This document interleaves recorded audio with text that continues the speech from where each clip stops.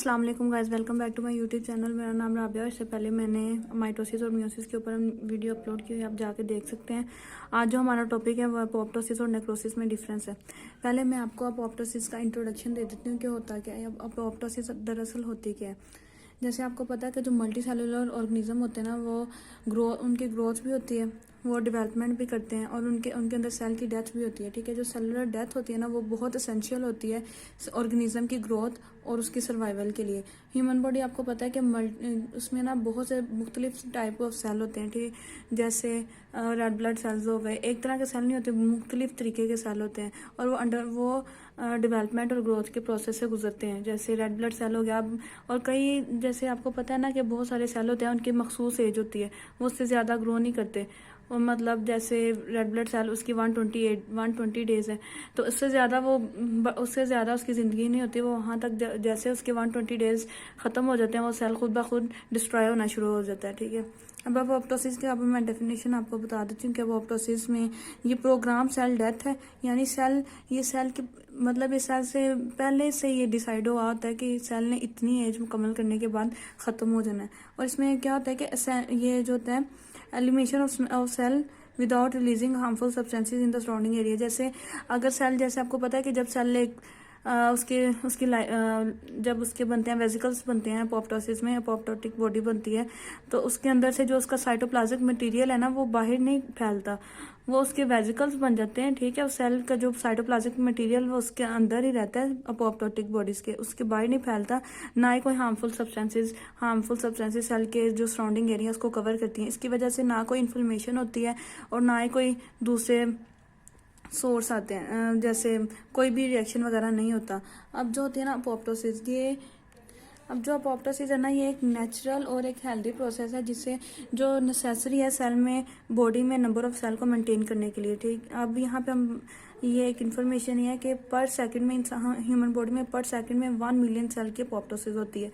अब अगर अपोप्टोसिस बहुत कम भी हो सकती है और बहुत ज़्यादा भी हो सकती है। अगर बहुत कम होती है ना, तो यानी जिन सेल्स को डिस्ट्रॉय हो जाना चाहिए था, ख़त्म हो जाना चाहिए था अपनी एज मुकम्मल करने के बाद, वो सेल डिस्ट्रॉय नहीं होते। वो क्या हो जाते हैं, वो बॉडी में एक्यूमुलेट होना शुरू हो जाते हैं और वो क्या बना देते हैं, ट्यूमर, कैंसर बना देते हैं, या वो ट्यूमर काज कर देते हैं। ठीक है, और अगर अगर क्या होगा, अगर बहुत ज़्यादा हो जाएगी ना, अगर बहुत ज़्यादा होना शुरू हो जाएगी अपोप्टोसिस, यानी टू मच हो जाएगी, बहुत ज़्यादा बिला ज़रूरत सेल को ख़त्म करना शुरू हो जाएगी। मतलब अगर कोई सेल हमें ज़रूरी है हमारी बॉडी के लिए, अगर वो उसको भी डिस्ट्रॉय कर देगी, तो क्या होगा कि बहुत ज़्यादा सेल इससे डैमेज होंगे। क्या होगा, इससे स्ट्रोक की कंडीशन आएगी और न्यूरो डैमेज हो जाएगा। ठीक है, न्यूरो जनरेटिव डिसऑर्डर्स हो जाएंगे, जैसे अल्जाइमर वगैरह। ये सारी टू मच अपोप्टोसिस होने की वजह से हो जाती है, यानी अपोप्टोसिस हद से ज़्यादा हो रही है। अब ये क्या, इसमें अगर हम अपोप्टोसिस को कहें तो ये आप कह सकते हैं ये प्रोग्राम सेल डेथ है या सेल सुसाइड है। इसमें सेल एक्टिवली हिस्सा लेता है अपनी डेथ में। जब सेल का टाइम ख़त्म हो जाता है, सेल खुद ही हिस्सा लेना शुरू हो जाता है और इसमें एनर्जी रिक्वायर्ड होती है।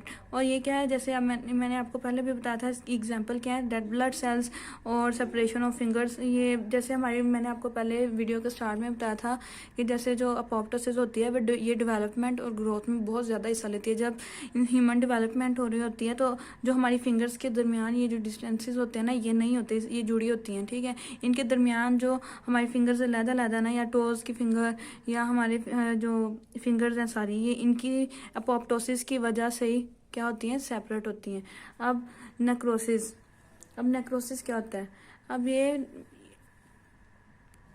इसमें क्या होता है कि जो सेल होता है ना, ये सेलुलर डेथ होती है जब सेल किसी भी एक्सट्रीम कंडीशन में आ जाता है। लेकिन जो नॉर्मल सेल होता है वो उन कंडीशन में नहीं आता, जैसे, और वो लीड करता है, डैमेज करता है सेल के इंटरनल, जो सेल का इंटरनल इन्वायरमेंट होता है ना, उसको डैमेज कर देता है, सेल के टिश्यू को डैमेज कर देता है, उसकी सेल मेम्ब्रेन को डैमेज कर देता है। और इसमें क्या होता है कि जो सेल है ना, ये होती है अनप्रोग्राम सेल डेथ। किसी भी एक्सीडेंटल कंडीशन की वजह से या किसी भी ऐसी कंडीशन की वजह से जो सेल के लिए हेल्दी नहीं है, अगर वो आ जाए, तो ये नेक्रोसिस का प्रोसेस शुरू हो जाता है। ये पैथोलॉजिकल प्रोसेस है जो बॉडी को जो बॉडी के लिए बहुत ज़्यादा डेंजरस हो जाता है। अगर नेक्रोसिस हो जाए तो बॉडी में बहुत सारी डिजीज़ के सिम्टम होना शुरू हो जाते हैं। इसकी कंडीशन क्या होगी? अगर हाई टेम्परेचर हो जाएगा, अगर आपको पता है कि हमारी बॉडी का एक ऑप्टिमम टेम्परेचर होता है जैसे 37 डिग्री सेल्सियस, अगर इससे ज़्यादा टेम्परेचर हो जाए तो सेल क्या हो जाता है, सेल में काइनेटिक एनर्जी बहुत ज़्यादा होने की वजह से टेम्परेचर ज़्यादा बढ़ जाता है और वो सेल डिस्ट्रॉय हो जाते हैं। या ऑक्सीजन लेवल सेल के पास कम हो जाए, या पीएच सेल की कम हो जाए, या ब्लड फ्लो कम चला जाए, तो ये सेल की मेम्ब्रेन को डैमेज करता है और ये दूसरे सराउंडिंग एरिया में भी इस अपनी जो ना इसका सेलुलर मटेरियल जो सेल का होता है, आपको पता है ना कि इससे जो सेल का इंटरनल इन्वायरमेंट है ना वो डिस्टर्ब हो जाता है। ठीक है, इंटरनल इन्वायरमेंट वो डैमेज हो जाता है और वो उस पूरी सराउंडिंग एरिया में फैल जाता है। अब इसकी जो अब मैंने जैसे आपको बताया था कि सेल का इनकी डेफिनेशन यही थी कि ये जो नेक्रोसिस होती है बॉडी के लिए बहुत डेंजरस होती है, लेकिन जो अपोप्टोसिस होती है बॉडी की जो बहुत रिक्वायर होती है स्मूथ फंक्शनिंग के लिए, और बहुत से सेल की फिक्स एज होती है जिसके बाद अपोप्टोसिस का अमल होता है और वो बॉडी की उस सेल की लिमिटेड एज जो टाइम होता है उसका लाइफ टाइम होता है वो ख़त्म हो जाता है और वो न्यू सेल उसकी जगह ले लेते हैं। ये अपोप्टोसिस और नेक्रोसिस बिल्कुल डेंजरस है। ये हेल्दी है, अगर बहुत ज़्यादा हो जाए तो ये, अगर बहुत कम, अगर नॉर्मल रहे ना तो ये बहुत अच्छा है, लेकिन अगर बहुत कम होना शुरू हो जाए तो क्या होगा कि ट्यूमर हो जाएगा। ठीक है, कैंसर या ट्यूमर हो जाएगा, क्योंकि ये बॉडी सेल ख़त्म ही नहीं हो रही है, हमें नहीं चाहिए तो ये एलिमिनेट ही नहीं हो रहे बॉडी से। और दूसरा क्या होगा, अगर ये बहुत कम होगी तो कैंसर हो जाएगा, अगर बहुत ज़्यादा होगा तो न्यूरो डिजेनरेटिव डिसऑर्डर्स हो जाएंगे जैसे अल्जाइमर वगैरह। अब मैं आपको इसके अंदर डिफरेंस बता देती हूँ कि इसका डिफरेंस क्या है। ये इसके मेन डिफरेंसेस है अपोप्टोसिस और नेक्रोसिस के। अब देखें जैसे ये इस साइड पे अपोप्टोसिस और इस साइड पे नेक्रोसिस है। अब यहाँ से मैं आपको समझाती हूँ। ठीक है, ये जो डायग्राम मैंने बनाई हुई है, अब ये एक रेगुलर सेल है, यहाँ पे से कुछ भी नहीं है, ना इसे अपोप्टोसिस है ना नेक्रोसिस है, यहाँ पे इसका कोई बिल्कुल हेल्दी सेल है। अब इसने क्या होगा, आप समझिए रेड ब्लड या कोई भी सेल है जिसकी अपोप्टोसिस होनी है, इसने क्या करना है, पहले तो इस सेल में इसकी सेल मेम्ब्रेन बिल्कुल ठीक रहेगी, कोई इसे डैमेज नहीं होगी सेल मेम्ब्रेन। क्या होगा कि इसका ये जो सेल होगा ना यहाँ पे, ठीक है, यहाँ पे क्या होगा, श्रिंक हो जाएगा। लेकिन नेक्रोसिस में नेक्स्ट स्टेप क्या होगा, इसकी स्वेलिंग हो जाएगी, सेल की पूरा स्वेल हो जाएगा। उसके बाद क्या होगा, कंडेंसेशन ऑफ द क्रोमेटिन होगी और फ्रेगमेंटेशन ऑफ द न्यूक्लियस होगी नेक्स्ट स्टेज में।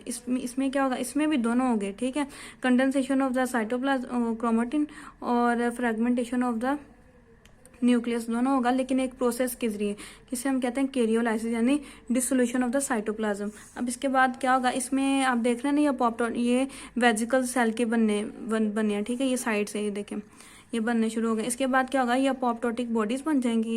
ये देखें ये बन गई है ना, ये सारी अपोप्टोटिक बॉडीज हैं।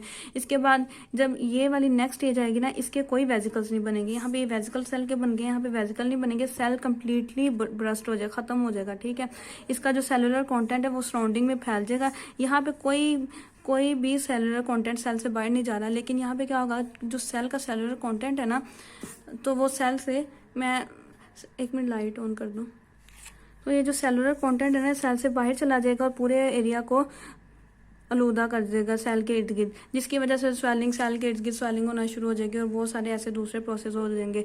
इसमें कोई एंजाइम इस्तेमाल नहीं होता, कोई एनर्जी इस्तेमाल नहीं होती, कोई ऐसे एजेंट इस्तेमाल नहीं होते जो सेल को डिस्ट्रॉय करें। ये सिर्फ तब होती है जब सेल किसी टॉक्सिक इन्वायरमेंट या किसी ऐसी कंडीशन में चला जाए जो सेल के लिए हार्मफुल हो। इसके बाद क्या होगा, इसमें यहाँ पे कोई इन्फ्लेमेशन नहीं होगी, यहाँ पे इन्फ्लेमेशन हो जाएगी। ठीक है, या ये एनर्जी डिपेंडेंट होगा, एक्टिव प्रोसेस होगा, ये इनएक्टिव प्रोसेस होगा यानी पैसिव, और ये इसमें एनर्जी की कोई ज़रूरत नहीं होगी। इसमें सेल मेम्ब्रेन डिस्ट्रॉय हो जाएगी, इसमें सेल मेम्ब्रेन डिस्ट्रॉय नहीं होगी। यहाँ पे जब आपको पता है कि जब अपोप्टोटिक बॉडीज बन जाती हैं, जो हमारा इम्यून सिस्टम है इनको आइडेंटिफाई करता है और इनकी फैगोसाइटोसिस कर लेता है। ठीक है, और ये सेल से बॉडी से बिल्कुल ख़त्म हो जाती है और यहाँ पे बॉडी हेल्दी होती है और इसमें कोई रिएक्शन वगैरह नहीं होता। यही थी आज की वीडियो। ये आसान सी मैंने वीडियो बनाई है, मुझे उम्मीद है कि आपको अच्छी तरह समझ आई होगी। अगर किसी को समझ नहीं आई, कोई भी पॉइंट समझ नहीं आया, तो वो मुझे कमेंट करके बताएं, मैं उससे दोबारा से वो पॉइंट एक्सप्लेन कर दूंगी। और अगर आपको मेरी वीडियो के नोट्स चाहिए तो आप मेरे यूट्यूब चैनल टेलीग्राम चैनल से आप ले सकते हैं, उसका नाम ब्रेन पावर है।